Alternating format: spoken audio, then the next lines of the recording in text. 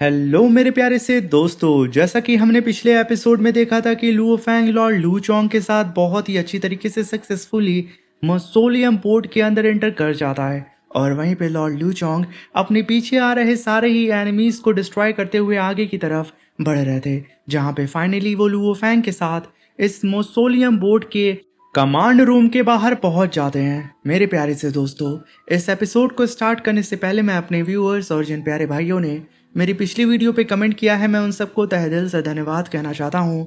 और मेरे प्यारे से दोस्तों, आप लोग किस सिटी से मेरी इस एनिमे सीरीज को देख रहे हैं और आपके मोहल्ले का क्या नाम है, कमेंट बॉक्स में हमें ज़रूर बताइएगा। और अपने मोहल्ले की कोई यूनिक चीज़ कमेंट बॉक्स में ज़रूर शेयर करिएगा। मैं अगले एपिसोड में ज़रूर आप लोगों के उस यूनिक वर्ड्स को अपने लोगों के साथ शेयर करूँगा। और अब हम इस एपिसोड को स्टार्ट करते हैं। इस एपिसोड की स्टार्टिंग में लुओ फैंग और लॉर्ड लू चोंग इस समय उस बोर्ड के कमांड गेट के बाहर खड़े होते हैं, जहां पे लॉर्ड लू चोंग नॉर्मल फॉर्म में आकर के लुओ फैंग से कहते हैं कि लॉर्ड लुओ फैंग, इस दरवाजे की दूसरी तरफ है कोर चैम्बर। लेकिन सच कहूँ तो मुझे भी एग्जैक्टली नहीं पता है कि कंट्रोल कोर कहाँ है। अब हम इसे ढूंढ पाते हैं या नहीं, ये सब हम में से हर एक की किस्मत और एबिलिटी पर डिपेंड करता है। जैसा कि लुओ फैंग और लॉर्ड लू चोंग के बीच में सौदा हुआ था कि जैसे ही ट्रेजर मिलेगा कोई भी इनमें से हासिल कर सकता है, किसी को एक दूसरे की कमांड की ज़रूरत नहीं है। तभी हम देखते हैं कि वो गेट ओपन होता है।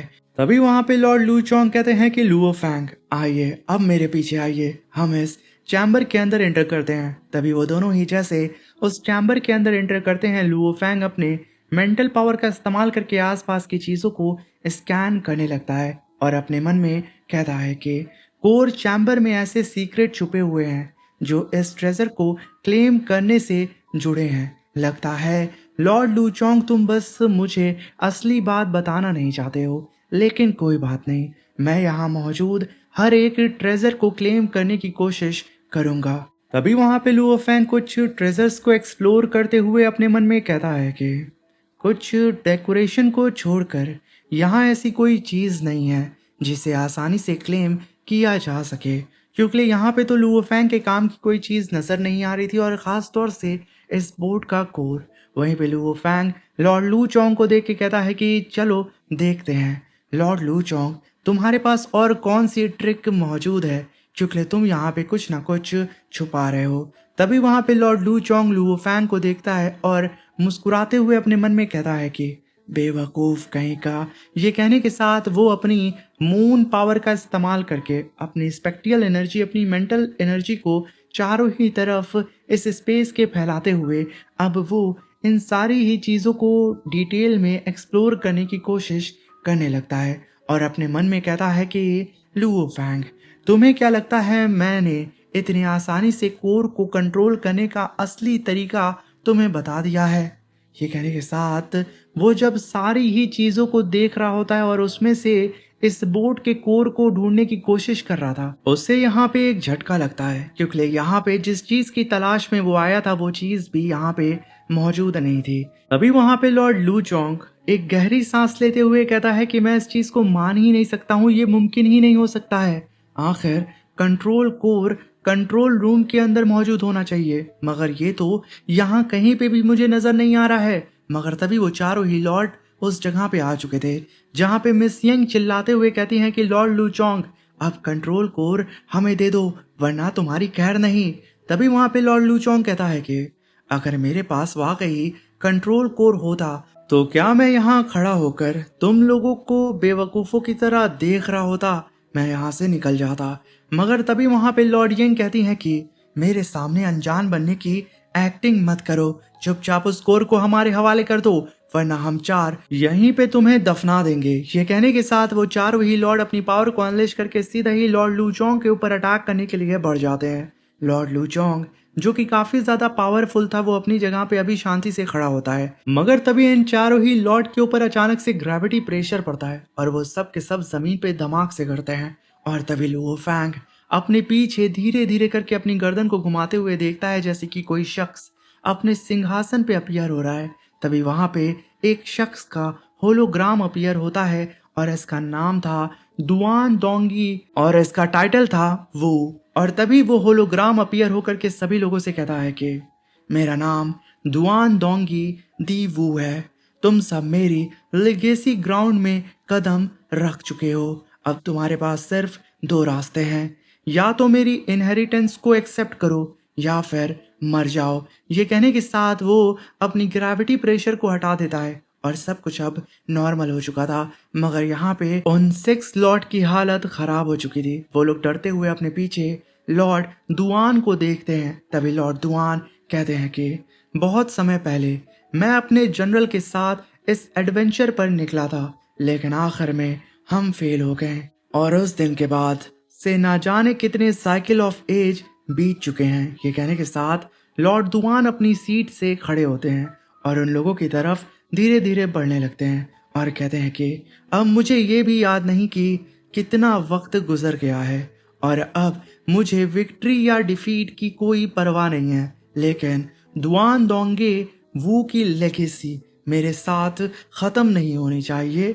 तभी वहां पे लुओ फैंग लॉर्ड दुआन को देख के कहता है कि एक मिनट, दी वू टाइटल ये एंशियंट सिविलाइजेशन के सबसे महान और सबसे सम्मानित टाइटल्स में से एक है, और अगर इस एल्डर के नाम के साथ दी वू का टाइटल जुड़ा हुआ है तो इसकी लिगेसी जरूर एक्स्ट्रा ऑर्डिनरी होगी। तभी वहां पे एल्डर दुआन कहते हैं कि इस मासोलियम बोर्ड को मैंने खुद दोबारा रीशेप किया है। इसके अंदर काउंटलेस डेंजर छुपे हुए हैं। तुम सबको इसके लाइफ एंड डेथ ट्रायल को पार करना होगा, और मान लो तुम सब इन ट्रायल से जिंदा बच भी गए, तब भी सिर्फ एक ही व्यक्ति मेरी इनहेरिटेंस पा सकेगा, बाकी सब मर जाएंगे। अब ये तुम लोगों पर है यंग वंस। क्या तुम लोग सर्वाइवल की एक बहुत छोटी सी चांस के लिए अपना सब कुछ दांव पर लगाने को तैयार हो? फैसला तुम्हारा है।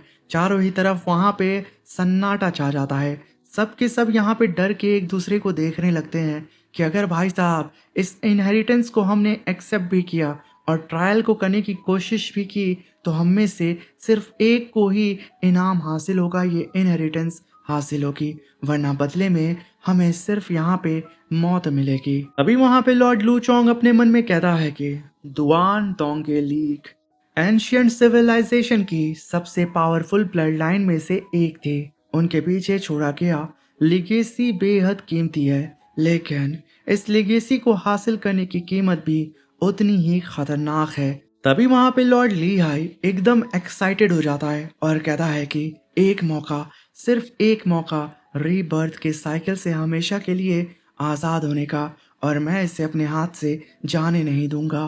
तभी लुओ फैंग उसकी ओर देखते हुए कहता है कि इस अपॉर्चुनिटी के बिना भी मैं एक दिन कॉस्मिक लॉर्ड बन सकता हूँ और शायद पूरे यूनिवर्स का सबसे पावरफुल बीइंग भी बन जाऊं। तभी लुओ फैंग उस एंशियंट सिविलाइजेशन रूइंस को याद करता है जो कि उसने पास्ट में देखा था। तभी लुओ फैंग कहता है कि चाहे मैं फ्यूचर में यूनिवर्स का स्ट्रॉन्गेस्ट बीइंग बन भी जाऊं, फिर भी मैं उस फेथ से नहीं बच पाऊंगा जो 3 साइकिल ऑफ रीबर्थ के बाद मेरा इंतजार कर रही है। मैं और मेरी पूरी रेस आखिरी में अकेले ही खत्म हो जाएंगे। अगर मुझे ट्रू इटर्निटी हासिल करनी है और अगर अपने लोगों के सर्वाइवल को हमेशा के लिए गारंटी करना है कि वो जिंदा रहेंगे, तो मैं इस चांस को कैसे जाने दे सकता हूँ। ये कहने के साथ लुओ फैंग अभी कुछ पल के लिए कश्मोकश में होता है कि मैं यहाँ पे इस इनहेरिटेंस को एक्सेप्ट करूँ या ना करूँ। यहाँ तक कि लुओ फैंग के हाथ पैर कांप रहे होते हैं, मगर उसके बावजूद लुओ फैंग यहाँ पे अपनी आंखें बंद करता है और एक गहरी सांस लेते हुए सबसे पहले अपने कदम को आगे बढ़ाते हुए सीधा ही सीनियर दुआन दोंगे दी वू को ग्रीट करते हुए कहता है कि सीनियर दुआन, मैं आपकी इनहेरिटेंस एक्सेप्ट करने के लिए बिल्कुल तैयार हूँ। आप यहाँ पे मेरा किसी भी तरीके का टेस्ट ले सकते हैं। उसकी बात को सुनकर के डिवाइन आई क्लैन के दोनों कपल्स एक दूसरे का हाथ पकड़ लेते हैं। उनके दिल में थोड़ा डर होता है, मगर वो भी यहाँ पे अब आगे बढ़ने वाले थे। मगर उससे पहले लॉर्ड ली हाई आगे बढ़ता है और कहता है कि सीनियर, मैं भी बिल्कुल तैयार हूँ आपकी इनहेरिटेंस को एक्सेप्ट करने के लिए। और तभी वहां पे डिवाइन आई क्लैन के दोनों लॉर्ड, लॉर्ड जिंग और लॉर्ड वू यान भी आगे बढ़ जाते हैं, मगर इन्हें पता होता है कि अगर इनमें से सिर्फ एक को ही इनहेरिटेंस हासिल होगी और एक मारा जाएगा। तभी वहां पे लॉर्ड लू चोंग एक गहरी सांस लेते हुए अपने मन में कहता है कि आखिर इटर्निटी का करना ही क्या है। मेरे लिए लाइफ का असली मतलब एडवेंचर के थ्रिल में है, चाहे इसके लिए मुझे अपनी जान ही क्यों ना देनी पड़े, फिर भी मुझे लगेगा कि मेरी लाइफ वर्थ इट थी। ये कहने के साथ वो भी यहाँ पे इस इनहेरिटेंस को एक्सेप्ट करने के लिए एग्री हो जाता है। तभी वहां पे लॉर्ड दुआन दोंगी दी वू कहते हैं कि बुरा नहीं है, तुम सब में कुछ तो हिम्मत है, लेकिन आगे बढ़ने से पहले मुझे तुम सब में से उन लोग को अलग करना होगा जो इनहेरिटेंस के लायक नहीं है। ये कहने के साथ वो अपनी पावर को अनलिश करके सबको स्कैन करते हैं और उनकी नज़र सीधा ही लिहाई दी रोबोट पे जाके टिक जाती है। तभी वो कहते हैं कि तुम रोबोट, तुम्हारे अंदर कुछ भी नहीं है, एक खाली शेल हो तुम, ना कोई सोल ना कोई असली एग्जिस्टेंस। तुम मेरे माइंड सेट के लायक नहीं हो और फिर भी तुम दुआन दोंगी लिगेसी को इनहेरिट करने की उम्मीद करते हो, बेवकूफ। ये कहने के साथ वो अपने कदम सीधा ही उस ली हाई की तरफ बढ़ाने लगते हैं और अचानक से यहाँ पे ली हाई के पैर हाथ कांपने लगते हैं और उसके ऊपर ग्रेविटी प्रेशर लगने लगता है और वो जमीन पे घुटनों के बल आके गिर जाता है। तभी ली हाई कहता है कि एल्डर दुआन दोंगी, मेरे पूरे पीपुल का फेथ मेरे कंधों पर है, प्लीज मैं आपसे भीख मांगता हूँ, मुझे बख्श दें, मुझे यहाँ से जिंदा जाने दें, वरना मेरे लोगों का क्या होगा जो लोग मुझ पे उम्मीद लगा के बैठे हैं। मगर तभी वहां पे एल्डर दुआन अपनी पावर को अनलेश करते हैं, उनकी आंखें अचानक से चमक उठती हैं और तभी एक प्रेशर के साथ वो सीधा ही लीहाई से कहते हैं कि भाग जाओ यहाँ से। ये कहना ही था, लीहाई बहुत ही तेजी से उस बोट से बाहर की तरफ जाने लगता है और देखते ही देखते वो पूरी ही तरीके से इस बोट के बाहर आके खड़ा हो जाता है। तभी वहां पे दुआन कहते हैं कि तुम सब बचे हुए पांचों लोग मेरे पीछे आओ और तभी हम देखते हैं कि एल्डर दुआन उन पांचों को लेकर के एक जाइंट से गेट के बाहर लेके आ जाते हैं और कहते हैं कि जैसे ही ये गेट ओपन होगा सब लोग कॉरिडोर के अंदर आके बढ़ना, जिंदा रहकर नेक्स्ट हॉल तक पहुंच गए तो तुम ये ट्रायल पास कर लोगे। ये कहने के साथ एल्डर दुआन अपनी पावर को अनलिश करते हैं और अपनी आंखों को स्कैन कराते हैं। तभी सिस्टम उनकी प्रेजेंस को सेंस करके उस चैम्बर के गेट को ओपन करने लगता है। तभी वहां पे एल्डर दुआन पलटते हुए कहते हैं कि तुम पांचों में से सिर्फ सबसे पहले आगे चार जाएंगे और चार होंगे। ये कहने के साथ वो अपनी उंगली से इशारा करते हैं लॉर्ड जिंग की तरफ, लॉर्ड वू यान की तरफ, लॉर्ड लू चोंग की तरफ और लॉर्ड जिन की तरफ। तभी वहां पे लॉर्ड वू यान कहते हैं तो फिर लुओ फैंग का क्या होगा, ये हम सबसे पीछे क्यों आएगा। तभी वहां पे एल्डर दुआन कहते हैं कि ये मेरा ट्रायल है, मेरे रूल्स होंगे, तुम लोग अगर यहाँ पे अंदर जाना चाहते हो तो जाओ, वरना यहीं पे अपने ट्रायल से हाथ धो बैठोगे। तो डिसाइड तुम्हें करना है कि आखिर तुम्हें इस ट्रायल को कंटिन्यू करना है या फिर मेरे फैसले के खिलाफ जाना है। सभी लोग गुस्से में यहाँ पे लुओ फैंग को घूर के देख रहे होते हैं, मगर यहाँ पे किसी की औकात नहीं होती है कि वो लॉर्ड दुआन के फैसले को इग्नोर कर सकें, इसलिए वो लोग सिर्फ एक दूसरे को देखते रह जाते हैं और वहीं पे लुओ फैंग खुद अपने आप में ही कंफ्यूज होता है कि आखिर लॉर्ड दुआन इसके साथ ऐसा क्यों कर रहे हैं, आखिर वो यहाँ पे लुओ फैंग को क्यों रोक रहे हैं। तभी वहां पे हम देखते हैं कि लॉर्ड लू चोंग एक गहरी सांस लेता है और सभी लोगों को देखते हुए कहता है कि अब कोई फायदा नहीं, मैं ही सबसे पहले इस ट्रायल के अंदर एंटर करता हूँ। ये कहने के साथ वो बहुत ही तेजी से अपने कदम को आगे बढ़ाता है और उड़ते हुए सीधा ही उस चैम्बर के अंदर एंटर कर जाता है और उसके पीछे पीछे वो तीनों लॉर्ड भी एंटर करने लगते हैं। और तभी हम देखते हैं कि लुओ फैंग अपनी आंखों के सामने उस चैम्बर के दरवाजे को बंद होता हुआ देखता है। तभी वहां पे लुओ फैंग लॉर्ड दुआन के पास जाके कहता है कि एल्डर दुआन, आखिर आपने मुझे अकेले यहाँ क्यों रोक लिया, मैं भी इन चारों के साथ जाकर के अपने ट्रायल को दे सकता था। तभी वहां पे लॉर्ड दुआन कहते हैं कि बस जो कहा गया है वही करो, यहाँ पे तुम्हें बकवास करने की कोई भी जरूरत नहीं है। अब इस बात को सुन के लुओ फैंग तुरंत एल्डर दुआन को ग्रीट करता है और उनसे माफी मांगता है। तभी हम इस चैम्बर के अंदर का सीन देखते हैं जहाँ पे सभी लोग अंधेरे में उड़ते हुए आगे की तरफ बढ़ रहे थे। तभी हम देखते हैं कि एक बीस्ट एक जाइंट सी चेन से बंधा होता है जो कि इन लोगों की प्रेजेंस को महसूस कर चुका था। तभी वहां पे लॉर्ड वू यान लॉर्ड यिंग से कहता है कि अगर तुम मुझसे पूछो तो दुआन दोंगे क्लियरली लुओ फैंग का फेवर कर रहे हैं। तभी वहां पे मिस यिंग कहती हैं कि आखिर सिर्फ 10 युग से थोड़े ज्यादा वक्त में कॉस्मिक लॉर्ड बन जाना ये एक ग्रेट जीनियस होने का प्रूफ है। और एल्डर दुआन भी उसके टैलेंट को अलग नज़र से देखे बिना नहीं रह सकते हैं। तभी वहाँ पे वू यान कहता है कि अगर मुझे मौका मिला तो मैं लुओ फैंग को ख़त्म करने में बिल्कुल नहीं हिचकिचाऊंगा। मगर तभी एक शेर की दहाड़ उन्हें सुनाई देती है। सब के सब एकदम चौकन्ना हो जाते हैं और एक दूसरे की तरफ पीट करके गोल में खड़े हो जाते हैं।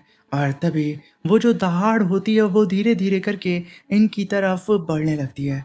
तभी हम अंधेरे के अंदर से एक शेर की नाक को देखते हैं जिसके अंदर से उसकी सांसें बाहर निकल रही थी। और तभी वो शेर इन सब के ऊपर अटैक कर देता है। इस अटैक को अचानक से होता हुआ देख के लॉर्ड जिन एकदम घबरा जाती है। और वहीं पे लुओ फैंग चैम्बर के बाहर खड़े होकर के कहता है कि ये एनर्जी फ्लक्चुएशन बहुत ही ज़्यादा खतरनाक है। आखिर इसके पीछे कौन बीस्ट छुपा हुआ है। तभी वहां पे एल्डर दुआन कहते हैं कि सब कुछ शांत हो चुका है, बुरा नहीं, सिर्फ एक ही मरा है। तभी लुओ फैंग कहता है कि मैं यहाँ पे लॉर्ड जिन की ब्रेथ को महसूस नहीं कर पा रहा हूँ, इसका मतलब वो मर गई है। तभी एल्डर दुआन कहते हैं कि बाकी तीनों ने ट्रायल पास कर लिया है बच्चे, अब तुम अंदर जाओगे। ये कहने के साथ वो अपनी आंखों को खोलते हैं और उनके सामने मौजूद जो चैम्बर का गेट बंद हो चुका था वो धीरे धीरे करके अब लुओ फैंग की आंखों के सामने खुलने लगता है। और तभी वहां पे लुओ फैंग उस दरवाजे के पीछे रहे अंधकार को देखते हुए कहता है कि चलो कोई नहीं, देखते हैं आखिर ये corridor of life and death मेरा इंतजार किस चीज के साथ कर रहा है।